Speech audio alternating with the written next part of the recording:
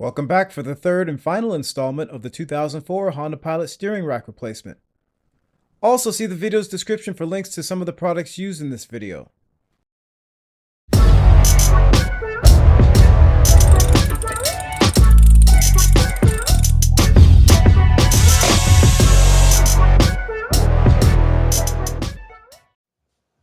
Alright, so you barely can see that probably, but I need to reconnect the power steering pressure switch. Kind of flying blind, there it goes. Okay, that's back on. Alright, so we're going to put the cap back on the muffler pipe there. I could take the muffler off the hanger back there, that would help it move, but I'm trying to avoid doing that. Almost there.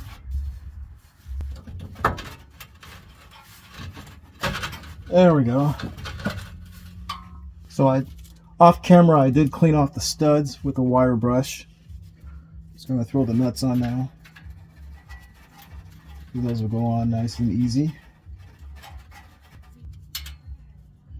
May want to put a little anti-seize on here also if you so inclined. I'm just going to not do that today. Hopefully I don't pay for that later.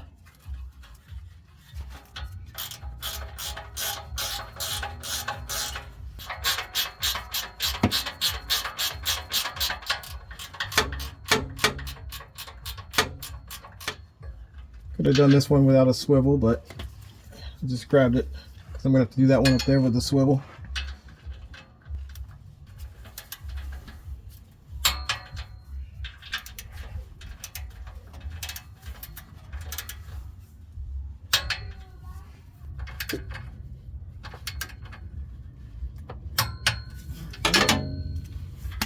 Alright, so I'm going to put this bracket back up.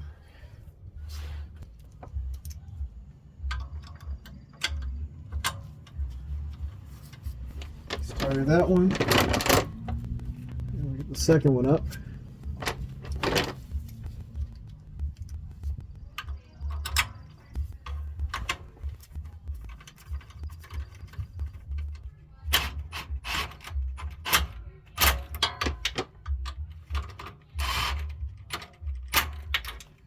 Okay, 28 foot-pounds. 12 millimeters.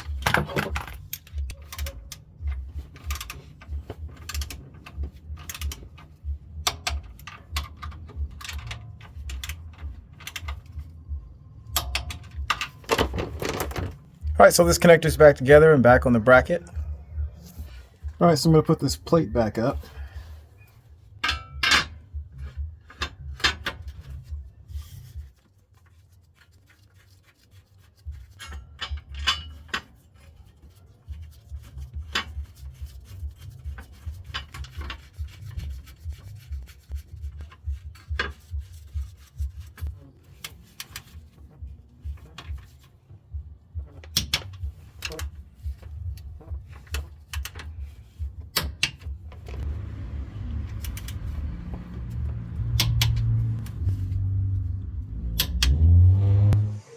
$40 foot-pounds.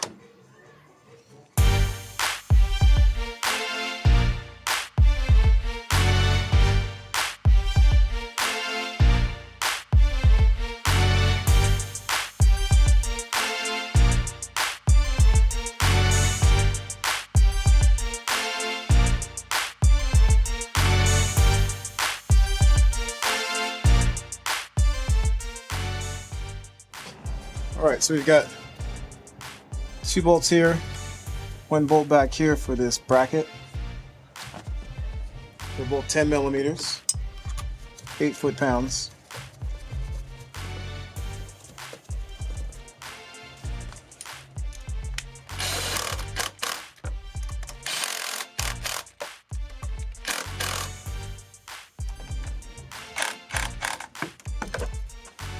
I'll reinstall the driver's side tie rod in the steering knuckle, tightening the nut to 40 foot-pounds.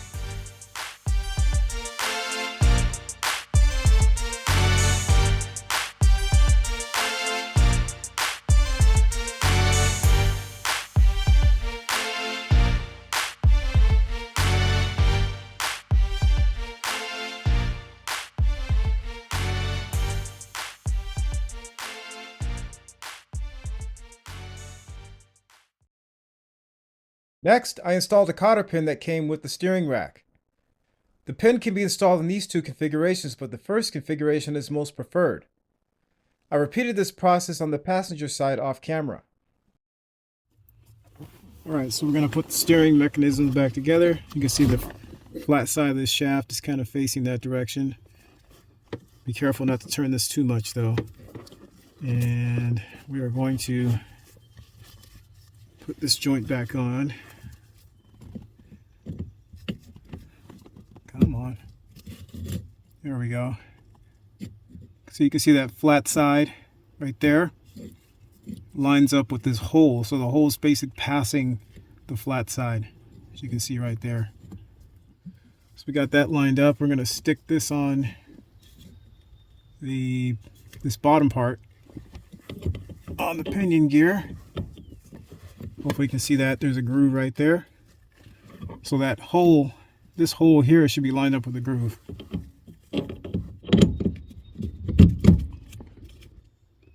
So again, make sure your wheels are straight ahead before you do this. I've already checked that and they look pretty good. Right there. They do say that specifically in the service manual that that bolt needs to line up with the groove on the pinion shaft. So that's loosely installed now and we'll start cinching things down. So we're going to put the upper bolt in, we're going to tighten that down, and then we're going to go after the lower bolt after that. That is 16 foot-pounds. So I'm using 1/4 inch tools on that because the space is very limited. Alright, 16 foot-pounds. I'm using a 1/4 inch, so this is in inch-pounds. That's 192 inch-pounds.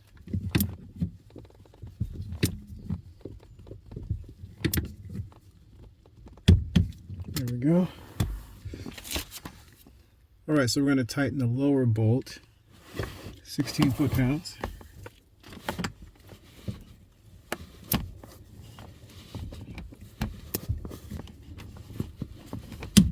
There we go. Wow, that's a bit of work. A small area, but it looks good. Alright, so this cable reel, we didn't move it, but I'm going to follow the procedure to reset this anyway, just to make sure.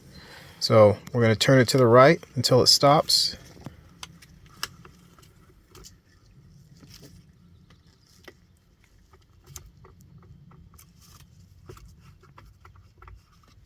Alright, and then we'll turn it back 2.5 turns. There's 1, there's 2.5 right there at the top. So it's back to our original position and we can proceed. Okay, we're going to put the steering wheel back on. Make sure that's nice and straight. Route all this stuff through this hole.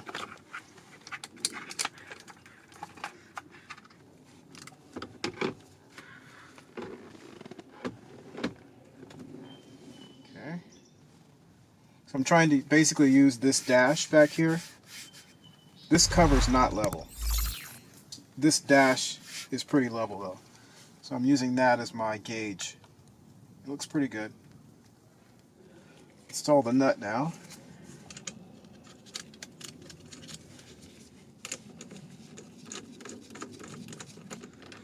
Alright. That is 19 millimeters, 36 foot-pounds.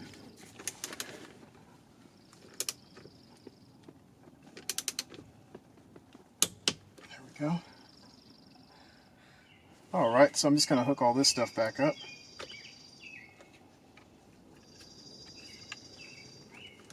Make sure it snaps in place.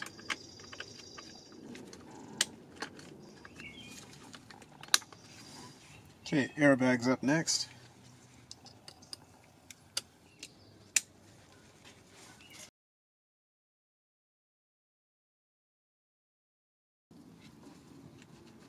Sure that's in correctly. This gets tucked underneath here somewhere. Let's see how we can make this work. There we go. Alright, so we're going to install these T30 Torx.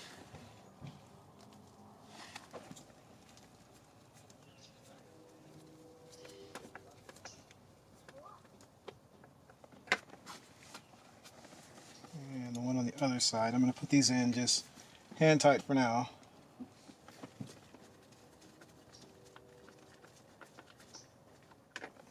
Alright. And I'll tighten them down.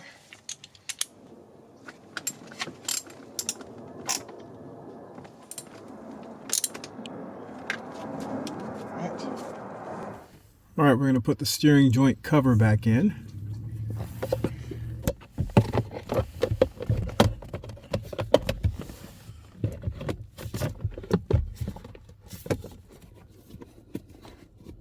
Looks like we're almost there. There we go. I think that's it. I'm going to put these clips back in. Here's one. Two more over here.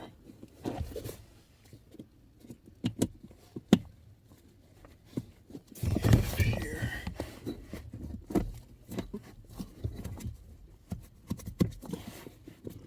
Okay, we got one clamp that goes up above. Oh, there it goes.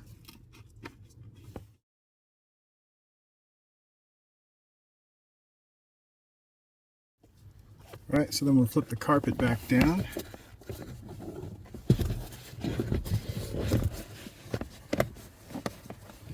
And actually, this tucks behind this trim here.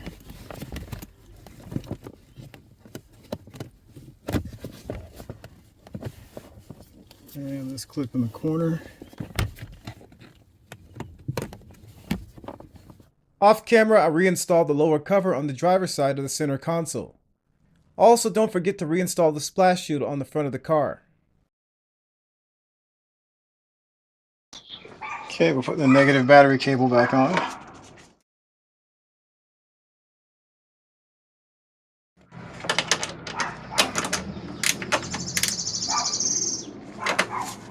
Okay, not too tight, just tight enough to make sure that doesn't come off.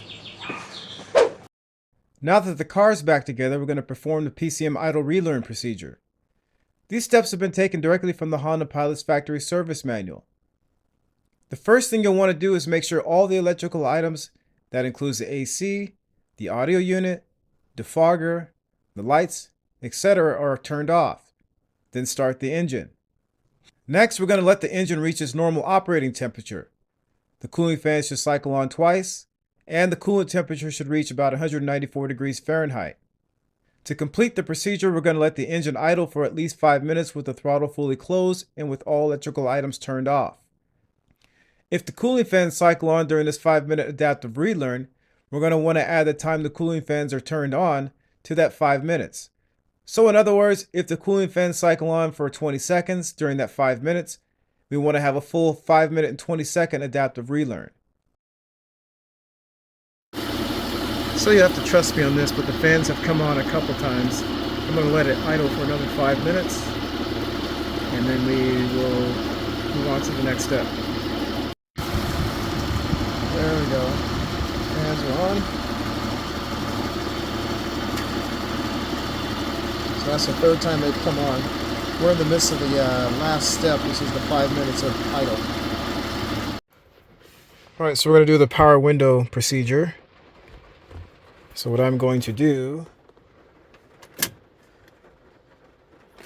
turn it out to the off position, back on, okay, and then we'll come over here, I'm going to hold this down, and then hold it for 2 seconds, and then back up.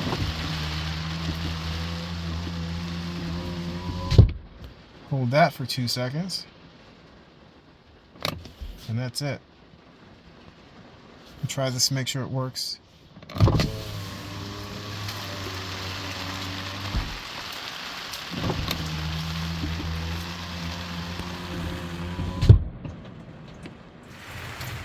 Alright, so the reservoir has been filled up to the full line, and what I'm going to do now is get in the car, start it, run the engine at fast idle and turn the steering wheel from lock to lock to bleed the air out of the system.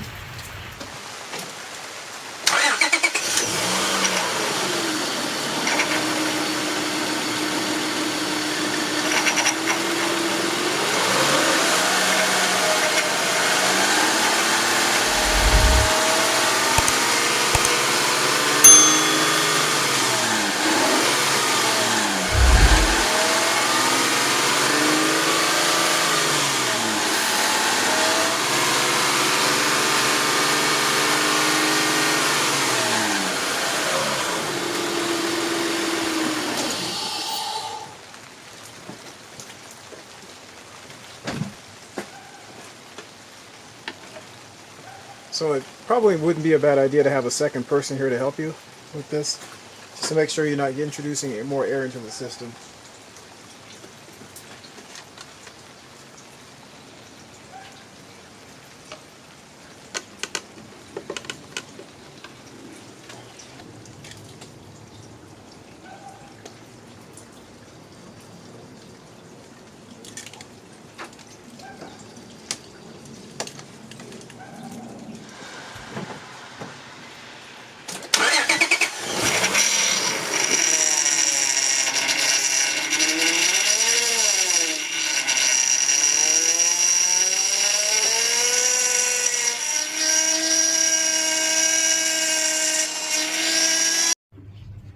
Alright, so the reservoir is nice and full, and so yeah, that is it on this job.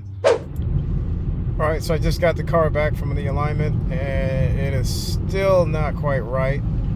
I can feel it still a little bit wandery, so it looks like we have more than just the one issue with the steering rack. I jacked up the car and pointed the camera at the driver's side wheel. I could still hear the knocking noise, but it wasn't coming from the wheel. Pointing the camera at the lower control arm in the rack, this is what I saw. A loose lower control arm bolt. Really? Apparently when I recorded the front compliance bushing video, which was filmed primarily on the passenger side, I must have forgotten to tighten this bolt on the driver's side. Amazing. So I jacked up the suspension to take the weight off the jack stand and tighten the bolt to 69 foot-pounds. I continued to drive the car for a couple weeks to isolate the popping noise, and I noticed that it happened most often when turning right at the top of an incline or when taking off and stopping. Reinstalling the original axle, which I thought was the cause of another issue, did not alleviate the popping noise, but it got rid of the aftermarket axle's vibration. Here's what I heard when I turned the wheel while parked. The popping was more evident as a metallic ping noise.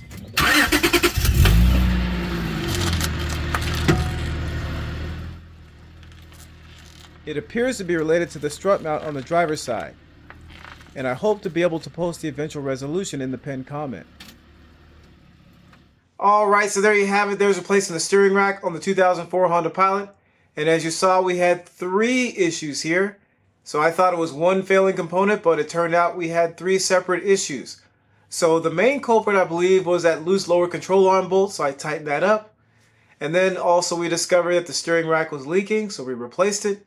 And then the last issue, I'm still trying to track that one down, but I believe it's a strut mount on the driver's side. So hopefully this information was helpful, and thanks for watching.